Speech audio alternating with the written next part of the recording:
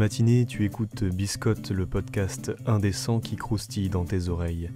Prends ton café, du thé ou une tartine, ouvre la fenêtre, respire à plein poumon. C'est parti, on écoute Biscotte.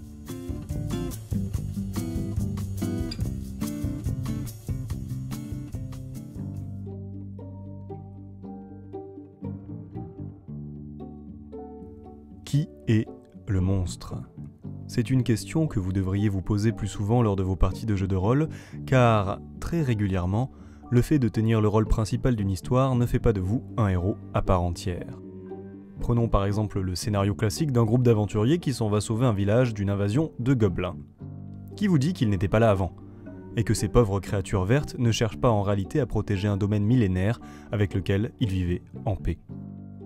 Certains répondront « Mais le gobelin est clairement décrit comme le sous-fifre du mal, un être à l'intelligence rusée et maléfique. » Ok mon vieux. D'où tires-tu ces informations ? Du bestiaire. Et qui a fait le bestiaire si ce n'est le type qui est clairement du côté des joueurs ?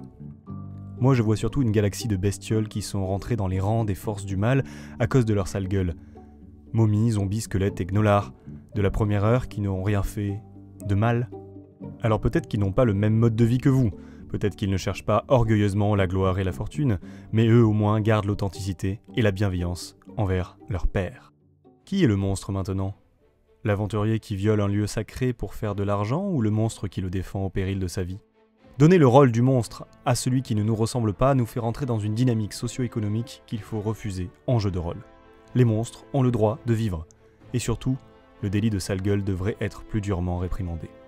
À vous, les maîtres de jeu, de remettre les joueurs à leur place, en leur montrant qu'ils sont en réalité des sociopathes de haut niveau que l'on refuse de contredire car ils disposent d'une épée magique et de sortilèges létaux.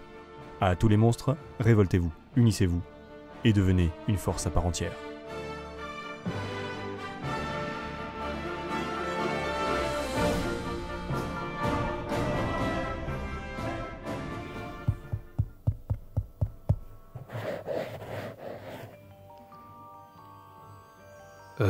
C'est bien comme ça ? Oui, pas la peine de gratter, ça risque de faire saturer l'enregistrement. Ah, bien. Vous savez, c'est qu'on n'a pas tellement l'habitude d'être dans ce genre de situation. Vous êtes plutôt du genre à fuir ou à être pourchassé ? Souvent les deux. Rassurez-vous, nous ne sommes là pour chercher à régler ce malentendu. Mais avant toute chose, il me faut votre nom, vos caractéristiques et votre situation professionnelle. Je vais le faire rapidement. Mon vrai nom, c'est José. Mais les populations locales m'ont nommé l'homme grizzly. Alors que j'ai rien à voir avec un putain de grizzly. Tout ça parce que je les dépasse d'une tête et que j'ai des poils partout. Ça ne doit pas être facile à vivre tous les jours, en effet. À vivre ? À survivre, ouais. Oh, pardon, je suis désolé, je voulais pas. Rassurez-vous. Je vois maintenant très clairement le problème. Pouvez-vous me parler de votre pouvoir ? Vous voulez dire autre chose que ma force surhumaine ? Je peux faire pousser mes poils à l'infini. En réalité, si vous regardez de plus près, je ne suis qu'une grosse boule de poils. La difficulté, c'est de pas faire peur aux gens. C'est ce qui est arrivé dans votre ville natale. Exactement. Puis tout est allé très vite. Le contrat sur ma tête, et cette bande d'adolescents surexcités qui me sont tombés dessus pour m'éviscérer. Des vrais sauvages. Pouvez-vous en faire une signalisation ? Des gamins orgueilleux comme c'est pas permis.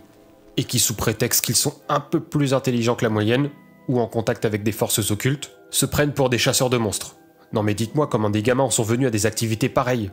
De mon temps, on jouait aux jeux vidéo ? Merci pour votre intervention. Quoi, c'est déjà fini ? Oui, nous avons d'autres monstres à questionner sur l'affaire.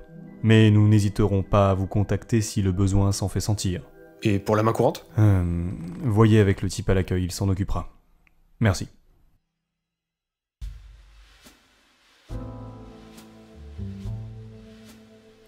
Il y avait un tas de musiques possibles pour accompagner la thématique sur les monstres, mais je voulais rendre la devinette un peu plus ardue. Résultat, le prochain thème sera plus facile à trouver pour rééquilibrer.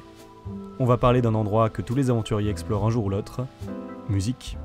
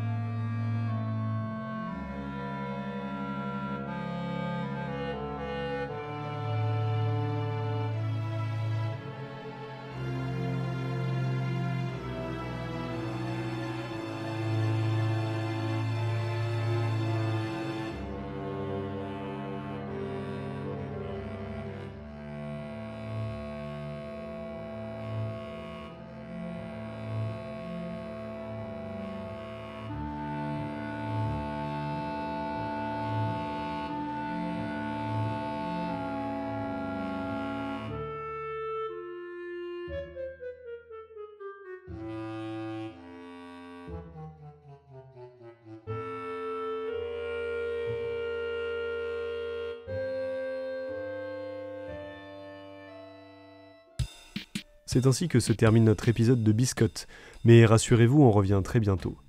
En attendant, vous pouvez nous rejoindre sur les réseaux sociaux, Facebook, Instagram et Twitter. Biscotte est disponible également sur la plateforme Encore et bien d'autres plateformes de podcast, mais aussi sur YouTube. A très bientôt pour de croustillantes aventures.